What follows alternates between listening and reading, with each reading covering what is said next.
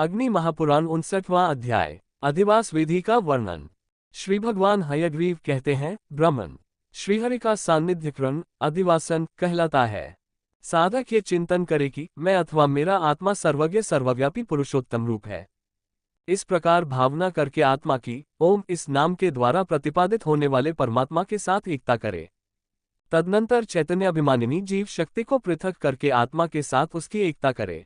ऐसा करके स्वात्म रूप सर्वव्यापी परमेश्वर में उसे जोड़ दे। तत्पश्चात प्राणवायु वारा लम बीजात्मक पृथ्वी को अग्निबीज ब्रह्म के चिंतन द्वारा प्रकट हुई अग्नि में जला दे, अर्थात ये भावना करे कि पृथ्वी का अग्नि में लय हो गया। फिर वायु में अग्नि को विलीन करे और आकाश में वायु का लय कर दे। अधिभूत अधिदेव तथा अध्यात्म वैभव के साथ समस्त भूतों को तन्मात्राओं में विलीन करके विद्वान पुरुष आकाश में उन सबका क्रमशः संहार करे। इसके बाद आकाश का मन का अहंकार में, अहंकार का महतत्व में और महतत्व का अव्याकृत प्रकृति में लय करे।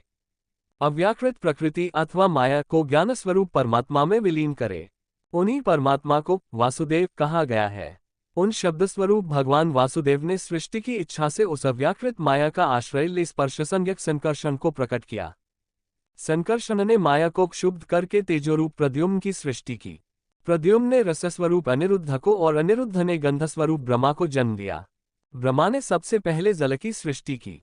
उस जल में उन्होंने 5 भूतों से युक्त हिरण्मय अंड को उत्पन्न किया। उस अंड में जीव शक्ति का संचार हुआ। ये वही जीव शक्ति है जिसका आत्मा में पहले उपसंहार बताया गया है। जीव के साथ प्राण का संयोग होने पर वह वृत्तिमान कहलाता है। व्याहृति संज्ञक जीव प्राणों में स्थित होकर आध्यात्मिक पुरुष कहा गया है। उससे प्राणयुक्त बुद्धि उत्पन्न हुई जो 8 वृत्ति वाली बताई गई है। उस बुद्धि से अहंकार का और अहंकार से मन का प्रादुर्भाव हुआ। मन से संकल्पादि युक्त 5 विषय प्रकट हुए जिनके नाम इस प्रकार हैं: शब्द, स्पर्श, रूप, रस और गंध। इन सब ने ज्ञान शक्ति से संपन्न 5 इंद्रियों को प्रकट किया जिनके नाम हैं त्वक, श्रोत्र, घ्राण, नेत्र और जिह्वा। इन सब को ज्ञानेंद्रिय कहा गया है। 2 पैर, गुदा, 2 हाथ, वाक और उपस्थ ये 5 कर्मेंद्रियां हैं। अब पंचभूतों के नाम सुनो। आकाश, वायु, तेज, जल और पृथ्वी ये 5 भूत हैं। इनके ही द्वारा सबका आधारभूत स्थूल शरीर उत्पन्न होता है। इन तत्वों के वाचक जो उत्तम बीज मंत्र हैं उनका न्यास के लिए यहाँ वर्णन किया जाता है। मन ये बीज जीवस्वरूप अथवा जीव तत्व का वाचक है। वह संपूर्ण शरीर में व्यापक है। इस भावना के साथ उक्त बीज का संपूर्ण देह में व्यापक न्यास करना चाहिए। भ ये प्राण तत्व का प्रतीक है। ये जीव की उपाधि में स्थित है, अतः इसका वही न्यास करना चाहिए।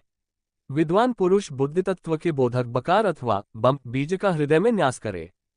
फकार फम अहंकार का स्वरूप है, अतः उसका भी हृदय में ही न्यास करे। संकल्प के कारणभूत मनस्तत्वरूप पकार पम का भी वही न्यास करे। शब्द तन्मात्र तत्व के बोधक नकार नम का मस्तक में और स्पर्श रूप धकार ध का मुख प्रदेश में न्यास करे। रूप तत्व के वाचक दकार दम का नेत्र प्रांत में और रस तन्मात्रा के बोधक थकार थम का वस्तिदेश मूत्राशय में न्यास करे। गंध तन्मात्र स्वरूप तकार तम का पिंडलियों में न्यास करे। अंकार न का दोनों कानों में न्यास करके धकार ध का त्वचा में न्यास करे। डकार डम का दोनों नेत्रों में, ठकार ठ का रसना में, टकार टम का नासिका में और न्यकार न्य का वागिंद्रिय में न्यास करे। विद्वान पुरुष पानितत्वरूप झकार झन का दोनों हाथों में न्यास करके जकार जम का दोनों पैरों में, छ का पायों में और चम का उपस्थ में न्यास करे। आगाकार आगा पृथ्वी तत्व का प्रतीक है। उसका युगल चरणों में न्यास करे। घकार घम का वस्ति में और तेजस तत्वरूप गम का हृदय में न्यास करे। खकार खम वायु तत्व का प्रतीक है। उसका नासिका में न्यास करे। ककार कम आकाश तत्वरूप है। विद्वान पुरुष उसका सदा ही मस्तक में न्यास करे। हृदय कमल में सूर्य देवता संबंधी यम बीज का न्यास करके हृदय से निकली हुई जो 72,000 नालियां हैं उनमें षोडश कलाओं से युक्त सकार सम का न्यास करे। उसके मध्य भाग में मंत्रज्ञ पुरुष बिंदु स्वरूप वहनिमंडल का चिंतन करे। सुरश्रेष्ठ उसमें प्रणव सहित हकार खम का न्यास करे। 1 ओम आ नमः परमेष्ठ्यात्मने। 2 ओम आ नमः पुरुषात्मने। 3 ओम वा नमो नित्यात्मने। 4 ओम ना नमो विश्वात्मने। 5 ओम वम नमः सर्वात्मने। ये 5 शक्तियां बताई गई हैं।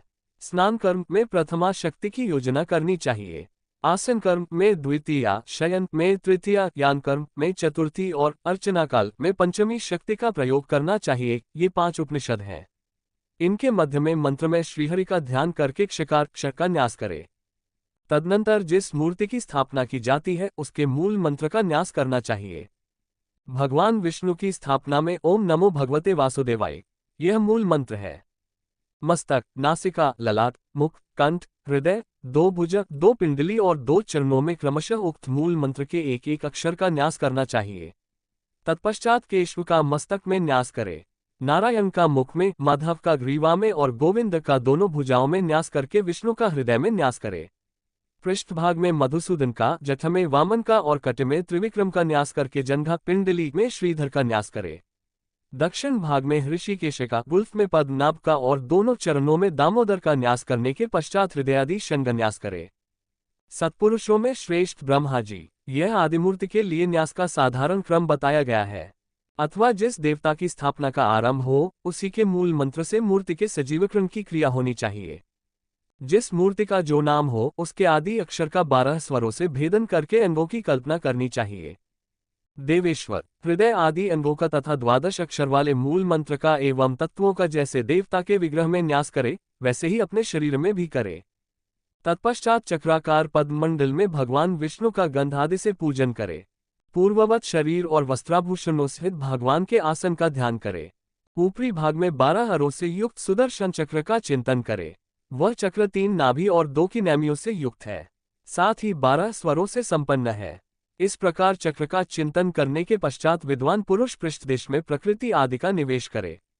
फिर अरों के अग्रभाग में 12 सूर्यों का पूजन करे। तदनंतर वहां 16 कलाओं से युक्त सोम का ध्यान करे। चक्र की नाभि में 3 वसंत वस्त्र या वासस्थान का चिंतन करे। तत्पश्चात श्रेष्ठ आचार्य पद्म के भीतर द्वादशदल पद्म का चिंतन करे। उस पद्म में पुरुष शक्ति का ध्यान करके उसकी पूजा करे। फिर प्रतिमा में श्रीहरि का न्यास करके गुरु वहां श्रीहरि तथा अन्य देवताओं का पूजन करे। गंध, पुष्प आदि उपचारों से अंग और आवरणों सहित इष्टदेव का भलीभांति पूजन करना चाहिए। द्वादशाक्षर मंत्र के एक एक अक्षर को बीज रूप में परिवर्तित करके उनके द्वारा केशव आदि भगवद विग्रहों की क्रमशः पूजा करे। 12 अरों से युक्त मंडल में लोकपाल आदि की भी क्रम से अर्चना करे। तदनंतर द्विज, गंध, पुष्प आदि उपचारों द्वारा पुरुष सूक्त से प्रतिमा की पूजा करे और श्री सूक्त से पिंडिका की। इसके बाद जनन आदि के क्रम से वैष्णव अग्नि को प्रकट करे।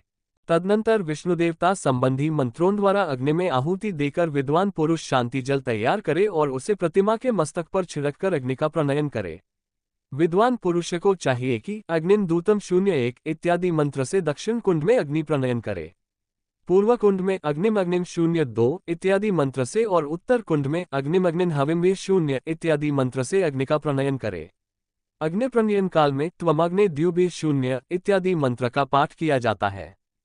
प्रत्येक कुंड में प्रणव के उच्चारण पूर्वक पलाश की 1008 समिधाओं का तथा जो आदि का भी होम करे। व्याहृति मंत्र से घृत मिश्रित तिलों का और मूल मंत्र से घी का हवन करे। तत्पश्चात मधुरत्रय, घी, शहद और चीनी से शांति होम करे।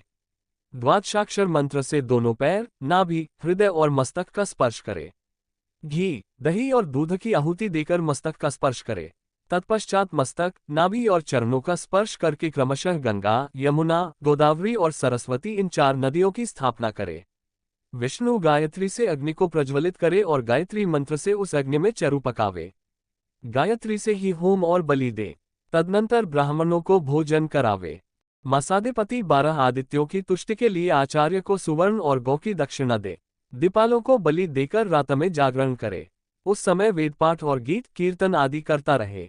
इस प्रकार अधिवासन कर्म का संपादन करने पर मनुष्य संपूर्ण फलों का भागी होता है।